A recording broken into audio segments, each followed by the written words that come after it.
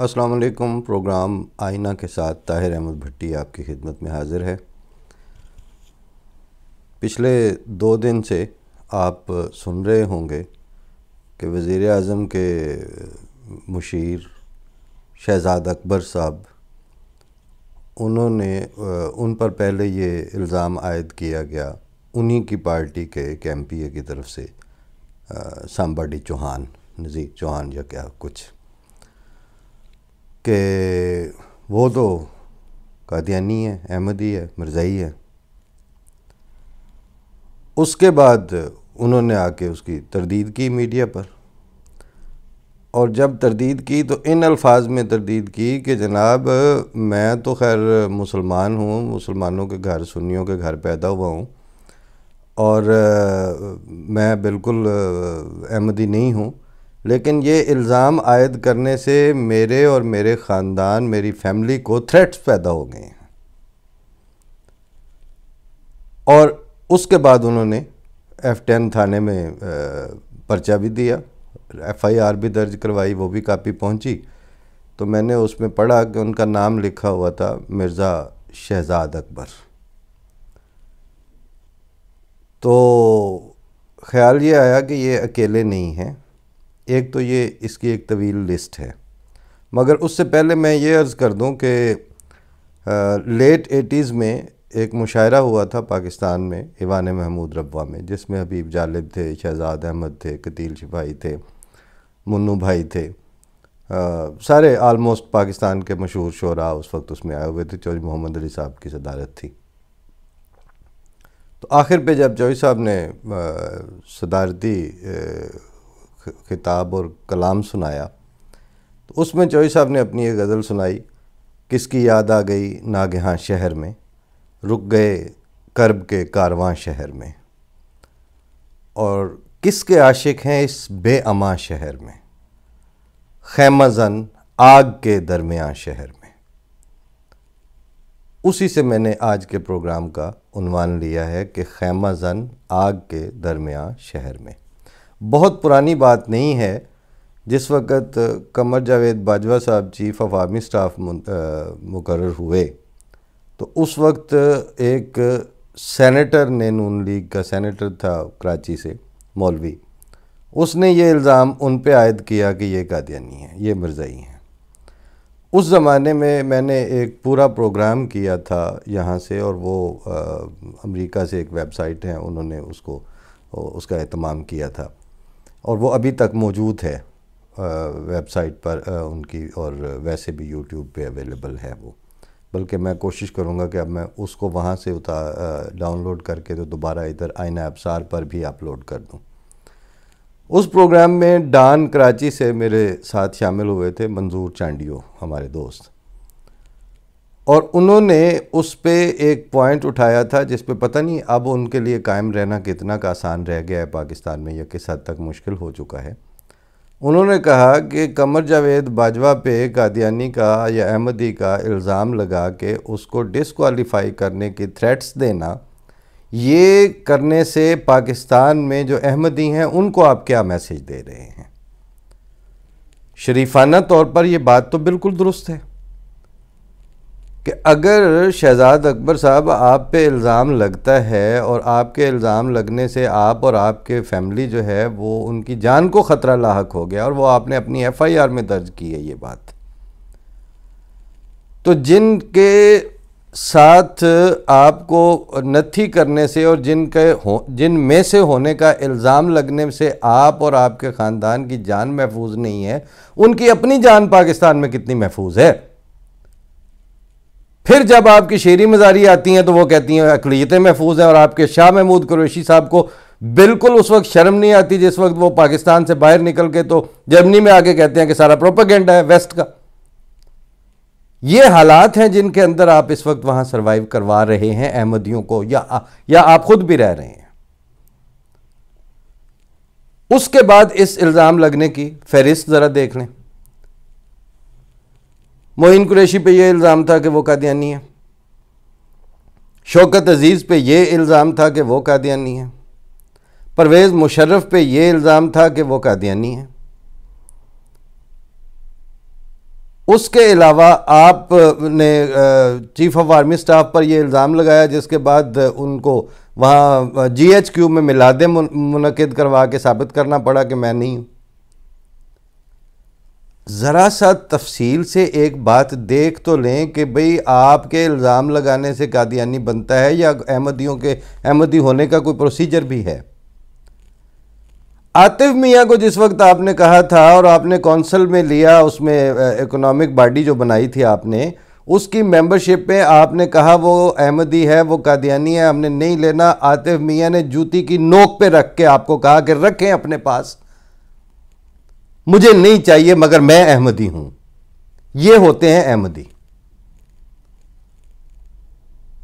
General Abdul Ali Malik आपकी army के record में वो इस्लामाबाद के अमीर जमात रहे हैं और आपके वो जनरल अब्दुल अली मलिक और अख्तर अली मलिक दोनों हीरो हैं 65 की जंग के, ये हैं कादियानी। अफजाल भट्टी, मेजर अफजाल भट्टी आपके वहां जंग में शहीद होता है सवात वाले ऑपरेशन में, और रब्वा में उसकी तदफीन होती है, यह है कादियानी। डॉक्टर अब्दुल सलाम आपके 21 साल तक मुसलसल एडवाइजर टू प्रेसिडेंट रहते हैं और आपने जो गंद आपसे मुमकिन है वो किया है। उन्होंने कहा ये होते हैं कादियानी। सर ज़फ़रुल्लाह खान का दुनिया के प्रेशर की वजह से ज़ियाउल हक जैसा मुनाफिक घर पे हाल पूछने गया है और सर ज़फ़रुल्लाह खान कहते हैं अपनी बेटी को हमतलई को कि इसको कहो कि मेरे सामने ना आए, मुझे इसको देख के तकलीफ होती है। यह होता है कादियानी। जो कादियानी है और आपसे भुगते नहीं जा रहे, जो नहीं है आप उनके ऊपर डाल रहे हैं कि वो फलां भी कादियानी है, फलां भी कादियानी है। और आपको अपने वज़ीर आज़म जैसा इज्जत माब कोई मिलता है, वो कंटेनर में ही कह, उधर ही उसने बुला के कह दिया हाँ नहीं मैं तो, मुझे तो पता ही नहीं था। उसको ख़त्म नबूवत का बिल्कुल कोई पता नहीं है। मैं कितनी दफ़ा दावे से कह चुका हूं कि ख़त्म नबूवत की फ़िलासफ़ी या ख़ातमुन नबिय्यीन की तशरीह और मफ़हूम का इमरान खान को कख पता नहीं है, मगर वो उसका इनकार उसका वो सब्सक्राइबर है। और इश्क रसूल की आप खाक को भी नहीं पहुंचे हुए और आप सारे आशिक रसूल भी हैं। ये नज़ीर चौहान बार बार वो सर करके तो आर्मी को मुखातिब कर रहा है। क्या करे आर्मी, मुझे सिर्फ ये बता दें। अब उसका जरा कच्चा चट्टा तो उसका खोलें, कोई उसकी बात तो होनी चाहिए ना। बार बार वो एक बात कर रहा है मीडिया पे आके, जे जे कौन वाले उंजे दे खान वाले जैसा बयान देने वाला, वैसे ही उसके प्रेस कॉन्फ्रेंस के वो सारे टट पूंजिए और वही बेगैरत मीडिया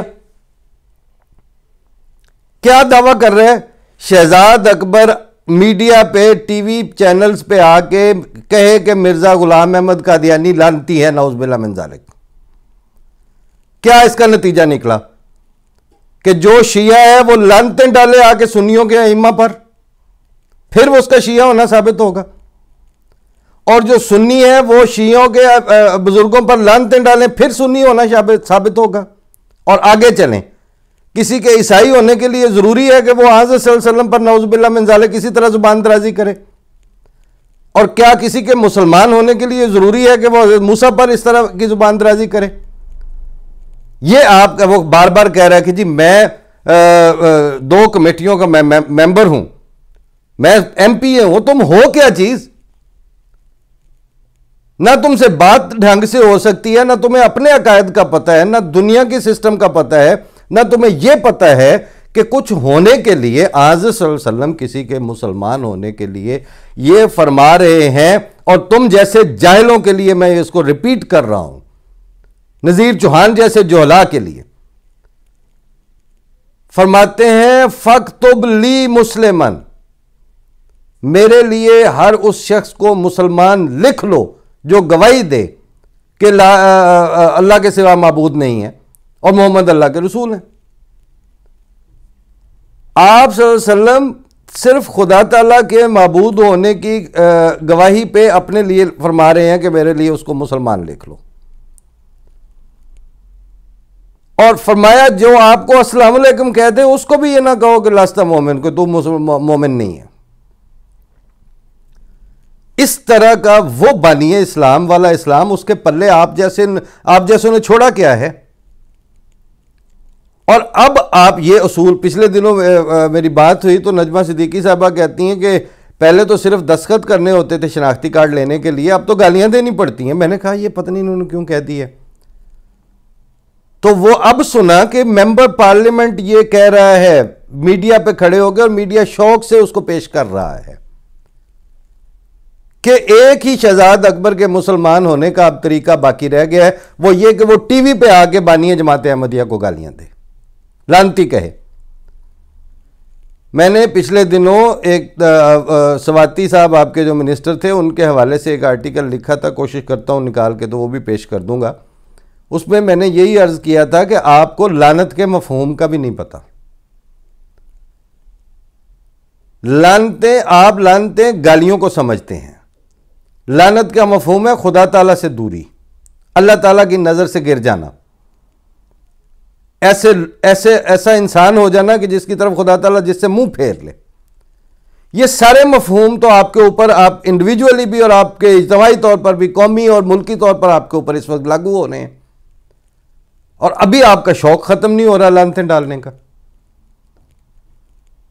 इस तर्ज अमल में बुनियादी तब्दीली बार बार, जिस आप सरजी करके जिन अपने सरों को और जिन सरदारों को मुखातिब कर रहे थे, पुकार रहे थे ना, आपको तो अब जहांगीर तरीन की गोद में बैठने पे ख्याल आया ना कि अब कादियानी काफिर होते हैं और मिर्जा के ऊपर लानतें डालनी है। जब तक तुम लोगों का कोई ऐसा मसला नहीं पेश आता, जब तक आपकी जूतियों में आग नहीं भरती, उस वक्त तक आप ठीक चल रहे होते हैं, कुछ नहीं होता आपको। जब पांव जलने लगते हैं फिर आपको मिर्जा पे लानतें डालने याद आती हैं। लेकिन पहले जरा ये देख लें कि आप इससे पहले कितने हैं जो ये हरकतें कर चुके हैं, और कितनों की तारीख आपको दोबारा बताई जाए। लेकिन अगर आप ये समझते हैं कि सग आज़ाद हैं और संगो खिश्त मुक़य्यद हैं और सग आज़ाद वाला माहौल आपने पैदा करना है, तो ये सग तो जब से पाकिस्तान बना था इमीडिएटली आफ्टर 5 ईयर्स ये आज़ाद खुले छोड़ दिए गए थे। दौलताना आनवर्ड अहमदियों के खिलाफ इनकी रस्सियां खोल दी गई थी। इसके बावजूद वहां पर अहमदी अपनी शराइत और अपने पैरों के ऊपर वजन डाल के ही जिंदा हैं और अपने ही पैरों पर जिंदा रहेंगे। मसला सिर्फ इतना सा है कि इस वक्त आपके सोचों से, आपके मंसूबों से और आपकी प्लानिंग्स और आपके मुख्तलिफ किस्म की हिकमत अमलियों में से खुदा ताला की ज़ात कूच कर चुकी है, और अहमदियों के मंसूबा साजी में, उनकी प्लानिंग में, आइंदा ज़मानों के लिए सोचने में, या कोई सी भी हिकमत अमली वज़ा करने का प्रोसेस खुदा के बगैर नामुकम्मल है। ये इंडिविजुअल सतह पर भी आम अहमदी की हालत है और ये इज्तमाई सतह पर भी अहमदियों की यही सिचुएशन है। अब अगर खुदा ताला उनको नाबूद नहीं होने देगा, और उसी पाकिस्तान से ही नाबूद नहीं होने देगा जहां पे आप सबसे ज्यादा टेस्ट केस बना के बैठे हुए हैं ना, इंडिविजुअल तौर पर, इनफरादी तौर पर, जब दा लगे जहां पे रैकी कर करके उनके टारगेट किलिंग तो आप कर रहे हैं ऑलरेडी। 2 दिन पहले 28 मई गुजरी है, एक दिन में आपने 100 के करीब 90 अहमदी भी शहीद करके देख लिए। और वो मैंने कल परसों पढ़ा था कि वो किसी ने कहा कि अपने बुजुर्गों के जो आप इकट्ठे ना हो मस्जिद में, वहाँ रब्वा वाली में, तो उन्होंने कहा कि वो हम तो आ रहे हैं लाहौर वाली मस्जिद में जुमा पढ़ने के लिए, और उन्होंने फिर वहीं जाके पढ़ा। अहमदी किस चीज़ से आपकी इन हरकतों की वजह से फैसला क्या करें, कहाँ से स्टेप बैक करें? इस बात से स्टेप बैक करें कि जो खुदा ने भेजा था वो झूठा था, और आपके खौफ से हम उसका इनकार करें, आपके खौफ से उसको झूठा कहें, आपके खौफ से उस पर लानते डालें। अहमदी ये काम नहीं कर सकता, और जिनसे आप ये काम करवाना चाहते हैं वो पहले ही अहमदी नहीं है। हाँ, उसका एक नतीजा निकलेगा, जो हरकतें या जिस तरह के मुतालबात हैं, इन मुतालबात के नतीजे में आप गन पॉइंट पे थ्रेट कर करके एक फ़िरका दूसरे के बानियों को गालियां देगा, एक फ़िरका दूसरे के फ़िरके के बुज़ुर्गों को गालियां देगा, तब वो आपकी तरह का सुन्नी और अकीदा सही मुसलमान समझा जाएगा। आज से शायद मैंने पहले भी अर्ज़ किया हो, काफ़ी साल पहले की बात है, गुजरात आके मैं रुका एक दोस्त की तरफ, तो वो ये चौधरियों की फैमिली थी, शुजात वगैरह के, तो उन्होंने उनके बुज़ुर्ग अब तो फौत हो चुके हैं, अल्लाह माफ़ करे, करी के रहमत करे, लेकिन अच्छे शरीफ नफ्स ख़ानदान था। तो वो कहते हैं कि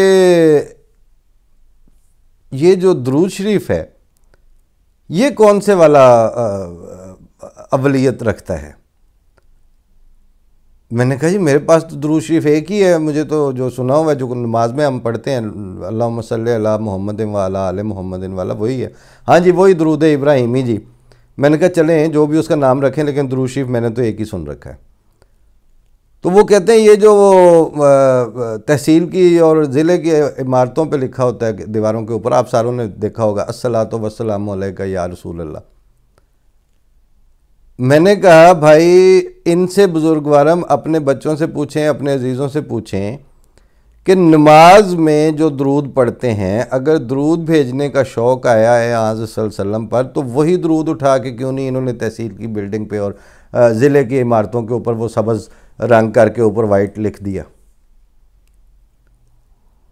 कहते ये तो मैनू नहीं पता।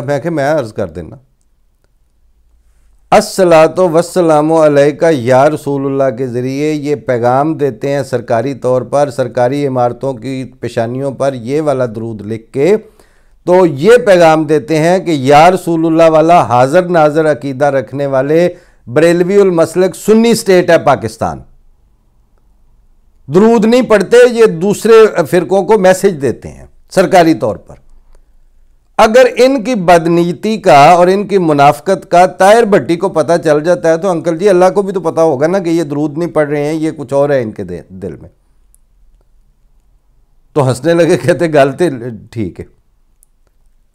बात यह है कि आप अब कूद कूद के जो प्रेस कॉन्फ्रेंस कर रहे थे, उसमें आप बार बार सुन्नी की जो आपने रट लगाई हुई थी, आपका ये शौक़ पूरा कोई नहीं होना। आप जिस अनारकी और जिस खाना जंगी की दुहाइयाँ दे रहे हैं आर्मी को बताने के लिए और चीफ ऑफ आर्मी स्टाफ को, ये खाना जंगी आप लोगों की हिमाकतों ने करनी है, और आप जैसी सोच को कुचलने के लिए तो ये ज़रूरत पड़ सकती है।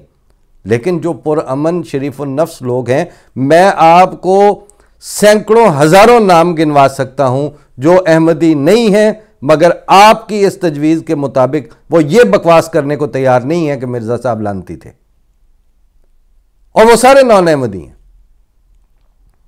मगर आपकी अकल मारी गई है, आप लोगों में सेंस भी नहीं है, आप में दयानत भी नहीं है, और आप में वो थोड़ी बहुत जो गैरत होती है वो भी नहीं बची हुई।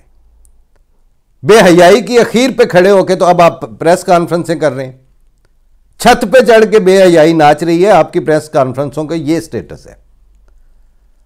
रहा सवाल इधर शहजाद अकबर एंड को और फिर इनके फवाद चौधरी की तायीदें करने का, या दीगर मिनिस्टर्स का, शहबाज गिल का, और फिर प्राइम मिनिस्टर को जो पिस्सू पड़ते हैं ऐसे मौके पर, इन सारी चीज़ों का वाहिद हल है, आपको इनको लगाम देनी पड़ेगी। आपको बिल आखिर पाकिस्तान फॉर ऑल की तरफ आना पड़ेगा। अगर आप पाकिस्तान फॉर ऑल की नहीं नहीं आते, तो जिस आर्मी को आप पुकार के बुला रहे हैं ना, उस आर्मी को 110% पता है कि पाकिस्तान को सबसे बड़ी थ्रेट आप जैसे तबकों, आप जैसी सोचों की वजह से है। और पाकिस्तान के हालात इस तरह के नहीं हैं कि एक धड़े की बां करने के नतीजे में दूसरों को कुचल के रख दे, और वो भी कौन? पाकिस्तान की आर्मी, अफवाज पाकिस्तान। ये जहालत आप लोगों को तो पता है, उनके थिंक टैंक भी हैं, उनके वो बैठते हैं, बैठ के सोचते हैं, उनको नजर आ रहा है कि हम क्या कर सकते हैं और हम क्या नहीं कर सकते। तो पाकिस्तान के लिए सबसे बड़ी थ्रेट जो है वो आप जैसों का माइंडसेट और आप जैसों की लब्बैकियत है। शहजाद अकबर को एक पोस्ट दी हुई है, उन्होंने वो काम कर रहे होंगे, नहीं हटाना है हटा दें, रखना है रखें। ये आपको बता दें कि कादियानी और अहमदी वही होता है। जो जैसे आतिफ मियाँ की दफ़ा उसने ये तो नहीं कहा कि चलो जी मैं अहमदीयत छड़ी तुसी मैनू ये सीट दो किसी तरह। अहमदी वो नहीं होता जो जो जो कह रहा है कि मैं अहमदी नहीं और आप उस पर इल्ज़ाम लगा रहे हैं, वो कहाँ से अहमदी हो गया। मैंने मैंगो पार्टियां देखी हैं, इसका मतलब मैंगो पार्टियां तो 10 पार्टियां तो हमने भी की हैं, हमारे साथ भी 40-40 गैर अहमदी दोस्त बैठते हैं, हम बातें करते हैं, गुफ्तगू होती है। वो सारे आप जैसे तो लंग लत्थे नहीं होते ना, शुरफा भी उसी पाकिस्तान में मौजूद हैं और वो हर तबके में मौजूद हैं। बाकी अब आपको तकलीफ हो रही है, वो होती फिर उसका कोई इलाज नहीं है। आपके हसद की बुनियाद पर अहमदी छत से कूद के खुदकुशियां तो करने से रहे, और आपकी इन ज़हनी जो जो बदयांतियां हैं और इंतहा दर्जे की मुनाफकत और हसद और बुग़्ज़ में पले हुए जो थॉट्स हैं, उनकी बुनियाद पर अहमदी अपने ईमान से एक कदम पीछे हटने को तैयार नहीं है। जहां से मर्जी जाके पूछ लें, मैं तर्जमान तो नहीं हूं मगर मैं अहमदी तो हूं, मैं जानता तो हूं अपने जैसे और अहमदियों को भी। वो आपका मुंह सिर्फ इसलिए देखा जाता है कि आप में एक लाइन पे मैं बस अब बात ख़त्म कर देता हूं। जमात अहमदिया मुनज़्ज़म तरीके से ज़िंदा है, और अगर जमात अहमदिया को मौत कबूल करनी पड़ी तो वो भी मुनज़्ज़म मौत होगी। एक तो वो मौत है ना जो आप मुसल्लत करते हैं टारगेट किलिंग से और हमले करके, एक वो मौत होती है जो कौमें कबूल कर लेती हैं किसी मौके पे आके। जिस दिन अहमदियत ने मौत कबूल कर ली, सर पे उठा ली, उस दिन वो मुनज़्ज़म मौत होगी। उसका आपकी आर्मी को बहुत अच्छी तरह पता है कि वो मुनज़्ज़म मौत का बोझ जो है पाकिस्तान नहीं उठा सकता। आप अपने जितने जोगे हैं अपने पाँव में रहें और शहजाद अकबर को 4 दफ़ा वहां से निकालें, बल्कि इसकी सारी कैबिनेट प्राइम मिनिस्टर की जो है ना वो सारी उठा के फेंक दें हमारी तरफ से। वो आज मरते हैं कल मरे, हमें उनके कोई दिलचस्पी नहीं है। लेकिन ये जो है ना कि लानतें डालें आगे टीवी पे, ये जो कट्टा खोल रहे हैं, ये जो रास्ता खोल रहे हैं, उसके नतीजे में लानत का सैलाब आपकी गली गली में नाचेगा। फिर अहमदियों के लिए आपकी लानतें नई नहीं है। मिर्जा साहब ने एक फिक्रा उनका मैं कोट करके तो इजाज़त लेता हूँ। वो फरमाते हैं तुम अपने ऊपर अपनी जमात को मुखातिब करके कि तुम अपने ऊपर 2 लानतें इकट्ठी ना करो। एक मुझे कबूल करने के नतीजे में लोग तुम पर लानतें डाल रहे हैं, और अब तुम अपनी बदअमालियों की वजह से खुदा की नज़र में ना लानती ठहरना। ये मफहूम मैंने उनके फिक्रे का बताया। तो हम तो वो जो हमें तो ये लानतें बता दी गई हैं पहले से। सो तुम दुनिया की लानतों से मत डरो। तो दुनिया की आपकी लानतों से तो हमें कोई खौफ नहीं है, खुदा की लानत से हमें खौफ है, और खुदा की लानत से इस्तग़फ़ार भी करते हैं। मगर आपको ये बता रहे हैं कि ये जो तरीक़ेकार है कि फ़लाना टीवी पे आके गालियां देगा मिर्ज़ा साहब को तो फिर वो मुसलमान समझा जाएगा। इस लिहाज से फिर जितने पाकिस्तान में धड़े और फ़िरके हैं वो सारों को आके बानियान को गालियां देनी पड़ेंगी फिर, क्योंकि उसूल आपने तय किया है। हमारे नज़दीक तो आज़ सल्लल्लाहु अलैहि वसल्लम ने फ़क्तुबली मुस्लिमन का जो उसूल दिया है वही काबिल अमल है। आप अब नई शरीयत भी घड़ रहे हैं, नए एटिकेट्स भी वज़ा कर रहे हैं, और मुसलमान होने के नए तरीके भी इंट्रोड्यूस करवा रहे हैं कि जी मैं सब कमेटियों का और मैं फ़लानी पार्लिमानी कमेटी का मेंबर हूँ। अकल आप में है कोई नहीं कि आप रसूलुल्लाह सल्लल्लाहु अलैहि वसल्लम की फरमाई हुई बातों के ऊपर जवाबी फतवे दे दे के खुद गुस्ताखी के मुर्तकिब हो रहे हैं। और चले आप दूसरों को मुसलमान बनाने के लिए। अल्लाह तौफीक दे, अगर अकल आ जाए तो आ जाए, नहीं आती तो अब आपका जो जिस तरफ चल पड़े हैं बहसीयत कौम, ये अनारकियाँ और ये सारे ये इस तरह की ज़ुबान दराजियाँ करेंगे तो अहमदियों के कंधे पे ना बंदूक रखें। आप खुद ये कौम ये अपने खंजर से आप ये तहजीब अपने खंजर से आप खुदकुशी करेगी। जो शाख नाजुक पे आशियाना बनेगा ना पायदार होगा। कोई पायदार बात करनी सीखें अगर मेंबर बन गए हैं तो। अस्सलाम वालेकुम।